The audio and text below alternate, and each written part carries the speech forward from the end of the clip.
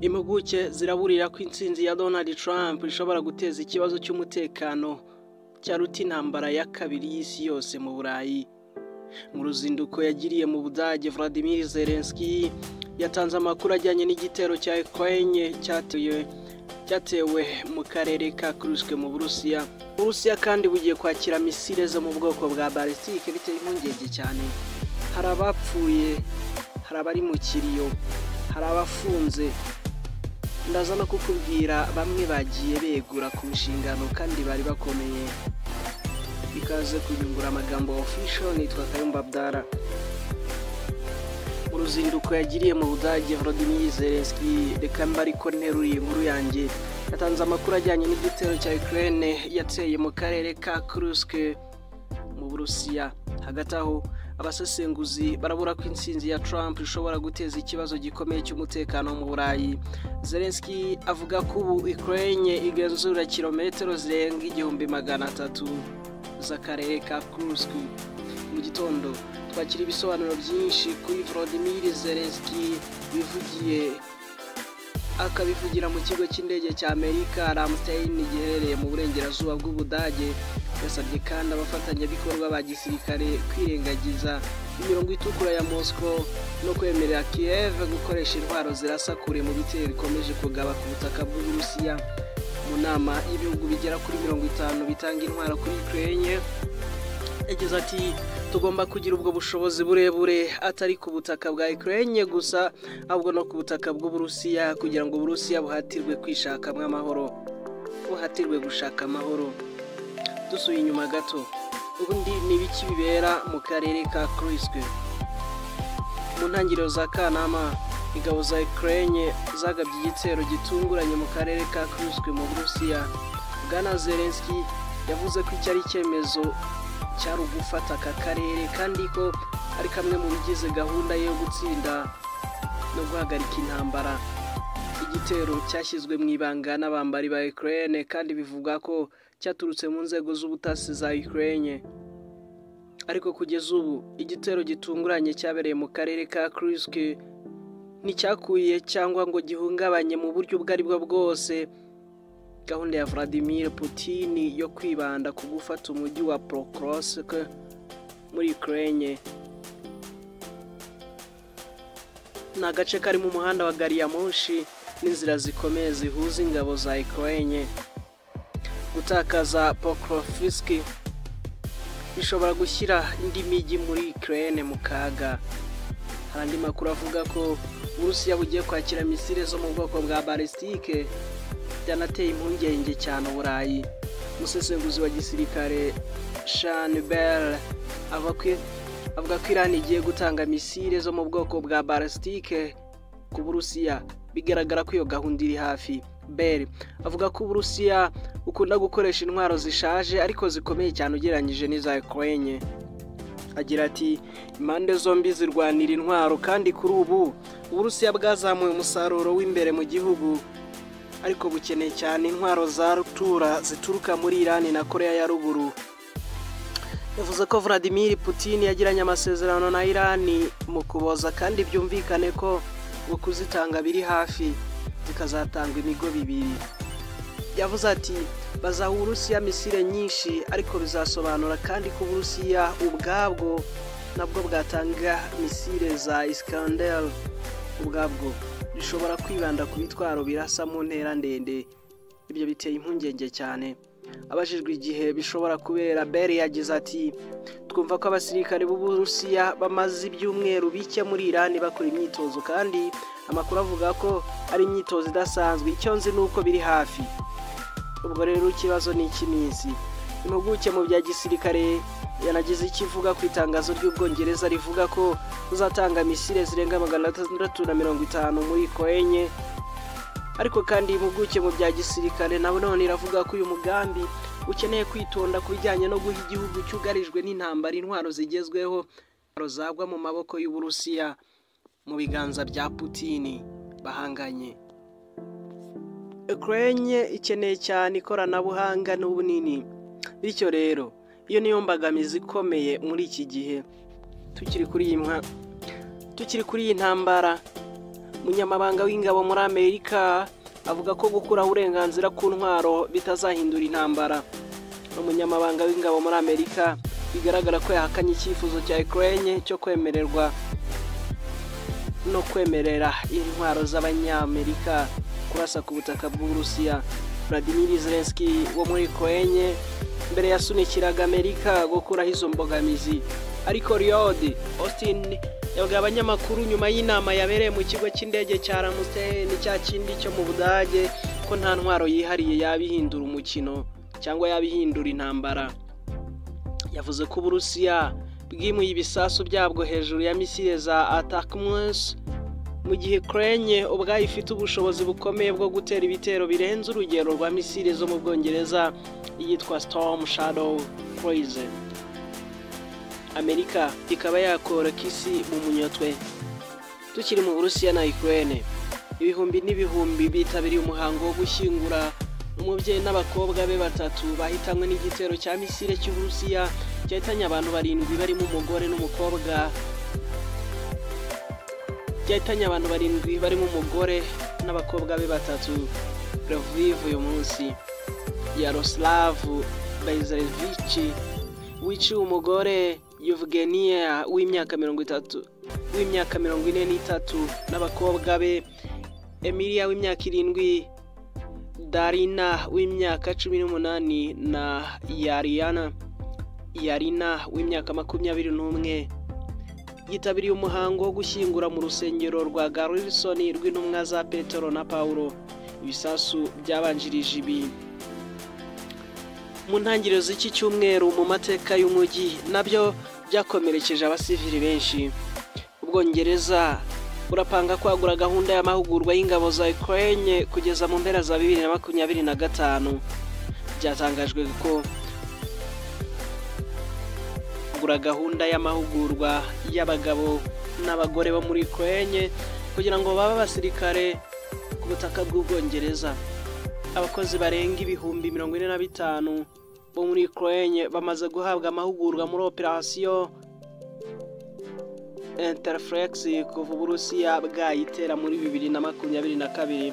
Ariko ubu umunyamabanga w'ingabo John Heale yatangaje ko iyi gahunda yongerewe igihe na Perezida Zelensky hamwe n'abandi bafatanyabikorwa mu matsinda y'ingabo z'igihugu cya Ukraine mu Budage. Igikorwa cy'amahugurwa cyagombaga kurangira uyu mwaka, ariko gahunda izakomeza kugeza byibuze mu mpera za 2025. Bwana Haile ati kongera amahugurwa bifitiye akamaro kanini mu kurinda Ukraine n'urundi rugero rw'uko Ubwongereza bwiyemeje gutera ingabo mu bitugu Ukraine uko byagenda kose. Iyi gahunda itangirwa ahantu hose mu Bwongereza igafatwa igakusanya abakorerabushake binjiye mu gisirikare cya Ukraine badafite uburambe mu bya gisirikare kandi kabigisha ubumenyi bukenewe mu mirwano y'imbere. Nigeze kuvuga ko Zelensky ahatira Amerika kumwemerera kurasa ibitwaro birasa kure mu Burusiya. Uyu munsi navuze ku magambo Volodymyr Zelensky yavugiye mu kigo cy'indege cya Ramstein mu Budage, aho yavuze ko Ukraine bigenzura kilometero zirenga 1300 mu karere ka Kursk.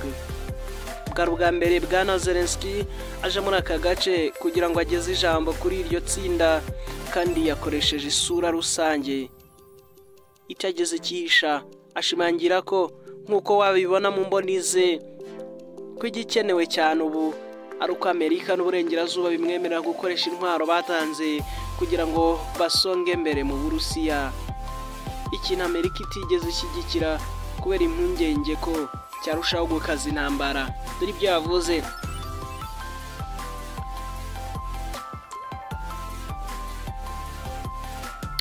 Bwana Zelensky yabwiye abanyamuryango ati tugomba kugira ubwo bushobozi burebure atari ku butaka bwa Ukraine gusa, ahubwo no ku butaka bw'Uburusiya kugira ngo Uburusiya bushishikarizwe gushaka amahoro. Tugomba gutuma imijyi y'Uburusiya ndetse n'abasirikare b'Abarusiya batekereza ku byo bakeneye, amahoro cyangwa Putin, bagahitamo kimwe. Bwana Zelensky yavuze ko azakomeza kubotsa igitutu kugeza bamwemereye ibyo asaba. Kuri Telegram yagize ati hakenewe kandi ibyemezo bikomeye by'abafatanyabikorwa kugira ngo amahoro aboneke, abone inzira aze tuyakire. Kugeza ubu Amerika yanze kurushaho gukuraho imipaka kuri misile ndende itanga kubera impungenge z'uko ishobora kurushaho gukaza amakimbirane. Turacyari hagati y'Uburusiya na Ukraine. Wa Zuravka mu burasirazuba bwa Ukraine mu karere ka Donetsk. Mu makuru agezweho kuri Telegram yavuze kandi ko iherutse gufata imidugudu ya Kirovo, Piche, Skuchonoye, Karilovka na Zavenoye. Imirwano myinshi muri Ukraine shingiye ku burasirazuba bw'iki gihugu Uburusiya. Ruski Karmare avuga ko igitugu cya Amerika ku itangazamakuru byo mu Burusiya kitemewe nyuma y'umunyamakuru wa televiziyo ushinjwa kurenga ku bihano. Karmare ni perezidanse y'Uburusiya yashinje Amerika gushyira igitutu n'igitugu kitemewe ku bitangazamakuru byo mu Burusiya nyuma y'uko ishami ry'ubutabera rya Amerika rishinje Dmitry Simes watanze umusanzu kuri televiziyo y'Uburusiya n'umugore we gahunda yo kurenga ku bihano bya Amerika. Umuvugizi wa Kremlin Dmitry Peskov yavuze ko Uburusiya budashaka kwivanga mu matora y'umukuru wa Amerika, ariko yo yatangarije abanyamakuru ko Washington yagerageje kwemeza ko igitekerezo cya Moscow ku bibazo by'isi kitaboneka ku bantu. Ati Washington ikomeje kugerageza gushyira igitutu n'igitugu ku Burusiya, ku baturage b'Abarusiya ndetse no ku bitangazamakuru byo mu Burusiya bigira uruhare mu kumenyesha abaturage bombi bo mu bihugu byacu ndetse n'ibitekerezo rusange ku isi kubiberayo. Nk'uko tubibona, Washington yemera ko hagomba kubaho amahitamo hanze kugira ngo umuntu wese abone amakuru uko tubibona. Ibi nta kindi uretse igitugu cyeruye twamaganye byimaze y'imyifatire igayitse. Ku munsi w'ejo Amerika yashinje Dmitry Simes watanze umusanzu kuri televiziyo mu Burusiya ukomoka muri Virginia n'umugore we Anastasia Simes gahunda ebyiri zitandukanye kurenga ku bihano bya Amerika. Muri kimwe mu birego bibiri Bwana Simes n'umugore we bashinjwa harimo kunyereza amafaranga no kurenga ku bihano bya Amerika ku nyungu z'umuyoboro wa mbere w'Uburusiya, radiyo yo mu Burusiya yahawe muri Gicurasi 2022. Niki cyabaho Trump aramutse atsindiye manda akayobora Leta Zunze Ubumwe za Amerika? Impuguke ziratanga umuburo ko intsinzi ya Trump ishobora guteza ikibazo cy'umutekano cyaruta intambara ya kabiri y'isi yose mu Burayi. Amatora yerekana ko irushanwa ryo kwegukana White House ryarushijeho kwimwiyegereza kuva icyemezo cya Joe Biden uriho ubu cyo kureka guhatana cyaba, ariko baracyari ibyiringiro bya nyabyo ko Donald Trump ashobora gutsindira manda ya kabiri yo kuba perezida wa Amerika. Nebyere ariko zidakurikiranye kuko hagati haciyemo Joe Biden ari nawe uriho ubu. Ibihe nk'ibi byagira ingaruka zirenze ku butaka bwa Amerika. Abasesenguzi bavuga ko bishobora kuba ingenzi ku ntambara yo muri Ukraine cyangwa se bishobora kugira ingaruka ikomeye nyine kuri iyi ntambara. Naho Philips P. O'Brien, umwarimu w'ubushakashatsi bw'ingamba muri kaminuza ya St. Andrew, na Edward Slinger Raf Air Marshall uri mu kiruhuko cy'izabukuru, uyu we anasaba abayobozi kuri uyu mugabane gutangira kuvugutira umuti iyo sanganya ishobora kubabaho. Mu mpera za Mutarama 2025, mufatanyabikorwa ukomeye kuri uyu mugabane Amerika ashobora kuyoborwa n'uwahoze ari perezida Donald Trump, wavuze ko azashishikariza Uburusiya gutanga kuzimu uko abishaka mu bihugu by'i Burayi bitakoze ibyo yashakaga. Ubuyobozi bwa mbere bwa Trump bwashimangiye umubano wa transatlantique kandi ngo manda itaha rwose yaba mbi. Yavanye ku butegetsi bw'abarepublikani gakondo y'aba Atlantique yakoreshaga guverinoma ye muri manda ya mbere. Manda ya kabiri ya Trump rero ubwo yaba yari guhura n'inzitizi nke zo gukora neza iterabwoba rye, niko bivuga. aba bombi bagaragaza ko Trump yihanangirije ko azahita agabanya inkunga zose Amerika yahaye Kiev kandi agasaba ko intambara irangira vuba, bikaba bishoboka ko Ukraine yaha Uburusiya igice kinini cy'ubutaka bwayo. Iteye impungenge. Bakomeje bati kandi ibyo bishobora kuba intangiriro. Trump amaze igihe kinini yibaza ku gaciro ka NATO ku buryo bidashoboka ko yakuraho icyemezo cya Amerika cyo kurengera Uburayi. Ashobora kwemeza igitekerezo cy'umusesenguzi Samantha Maitra cya NATO cyasinzirijwe cyamamaye cyane, aho ingabo za Amerika zizatanga inkunga y'ibikoresho, zagombaga gutanga inkunga y'ibikoresho nk'uburyo bwa nyuma, ariko zigasiga izindi nshingano zose z'ingabo za NATO mu Burayi cyangwa zigakurikiza inzira ya perezida w'Ubufaransa Charles de Gaulle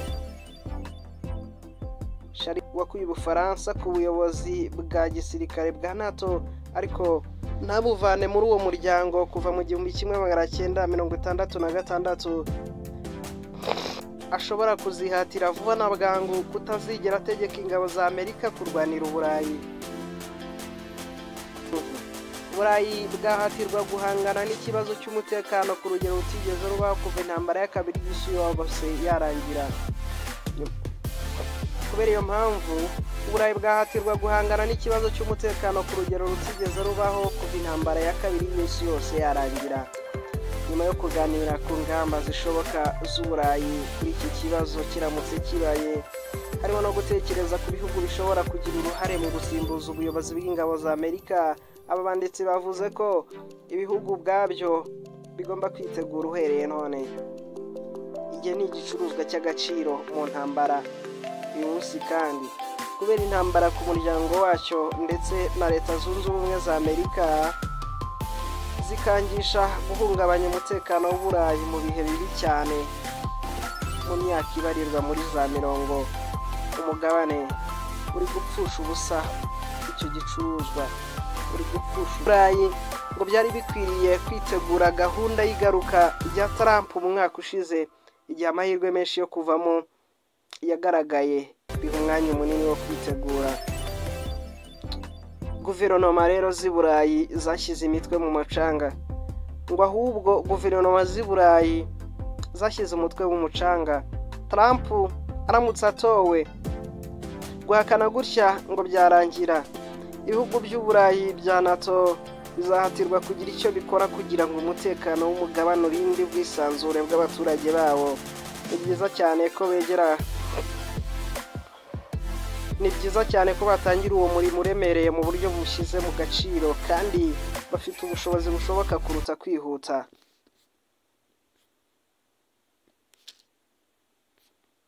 Komeza ubane n'inyunguramagambo official, dukurikire, dukunde kandi ukande subscribe kugira ngo ibiganiro nk'ibi bijye bikugeraho.